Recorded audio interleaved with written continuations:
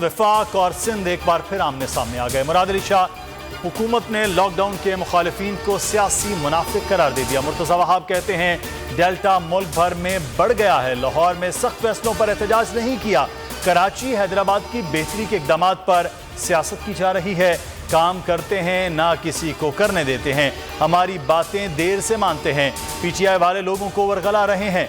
मुश्किल वक्त में मुत्तहिद होकर काम करने की ज़रूरत है। आज मास्क पहने, कल ऑक्सीजन मास्क नहीं पहनना पड़ेगा। वज़ीर आज़म ने कहा कराची में लॉकडाउन कौमी मफाद में नहीं, सिंध हुकूमत लॉकडाउन को कौमी मफाद करार दे रही है।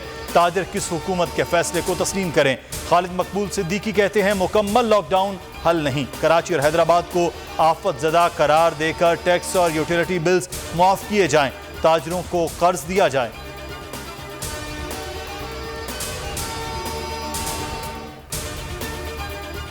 कराची में डेल्टा का जोर, 20 अमवात, केसेस की शरह 20.11% रिपोर्ट। वैक्सीनेशन सेंटर्स पर रश, कोरोना के मजीद फैलाव का खदशा। शनाख्ती कार्ड न रखने वालों की भी वैक्सीनेशन शुरू। तालीमी असनाद या बे फॉर्म पर भी वैक्सीन लगवाई जा सकती है। शख्सी जमानत न होने की सूरत में फॉर्म पर करके मोबाइल नंबर के जरिए वैक्सीन लगवाई जा सकती है। सिंध हुकूमत का मैदानों को ड्राइव थ्रू वैक्सीनेशन सेंटर में तब्दील करने का फैसला। साबिक वज़ीर आला कायम अली शाह भी वायरस के शिकार। अमवात 23,529 हो गईं। एक दिन में 3,582 नए केसेस रिपोर्ट। मुस्बत केसेस की शरह 7.1% हो गई। आज से इस्लामाबाद, रावलपिंडी, लाहौर, फैसलाबाद और मुल्तान में रात 8 बजे तक कारोबार की इजाज़त। हफ्ते में 2 दिन बाजार बंद रहेंगे।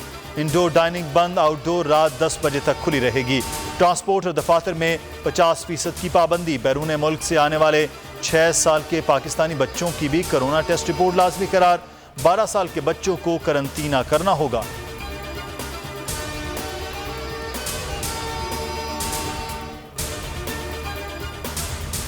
नज़ीर चौहान ने गलती तस्लीम कर ली, शहजाद अकबर ने मुआफ़ कर दिया। दोनों के सुलहनामे सामने आ गए। मुआविन खुसूसी ने लिखा नज़ीर चौहान ने बेबुनियाद इल्ज़ामात पर माजरत कर ली, जमानत पर कोई एतराज़ नहीं होगा। सुलह सफाई में वज़ीर जेल खाना जात फयाज चौहान ने किरदार अदा किया था। सेशन अदालत का कहना है शहजाद अकबर खुद पेश होकर मुलजिम को मुआफ़ करें।